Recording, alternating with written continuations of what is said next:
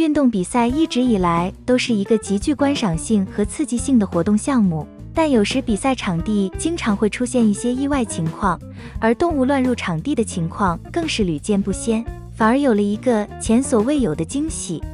虽然干扰了比赛的进行，反而缓和了现场紧张的气氛，成为了整个比赛场地的亮点，也让整个运动赛事增添了更多的乐趣和热烈氛围。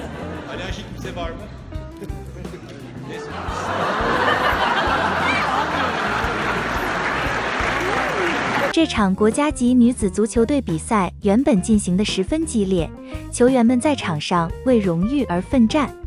突然间，一只黑狗不知从哪里突然闯进了球场，活泼好动的它立刻跑向了球员们，还到处跟他们撒娇讨摸。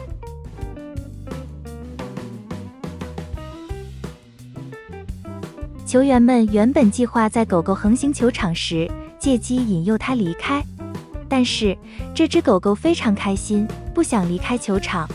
最后，球员们共同合作，才把狗狗安全抱出场外。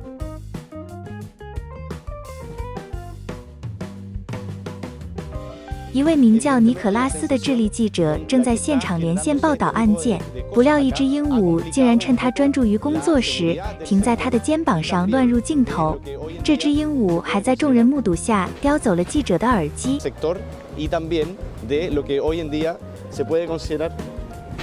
巴拉圭一场职业足球赛事中途无预警中断，因为球场上出现了一只狗狗悠闲地躺在草皮上睡觉。在巴西柔术比赛进行淘汰赛时，一只狗狗不顾一切地跑到其中一组选手身边，甚至趴在两位选手之间撒娇，让人不禁好奇它是想参与游戏还是劝架。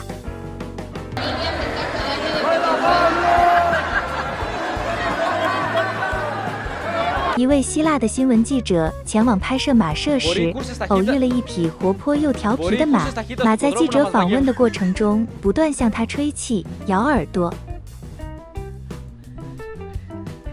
在爱尔兰的一场女子板球比赛中，一只小狗突然跑到球场上，中断了比赛，因为它决定要参与其中。小狗迅速接起球，完美防守。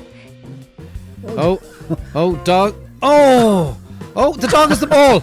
Here we go. 在一场棒球比赛中，一只猫咪神秘现身球场，不知道是从何处跑来的。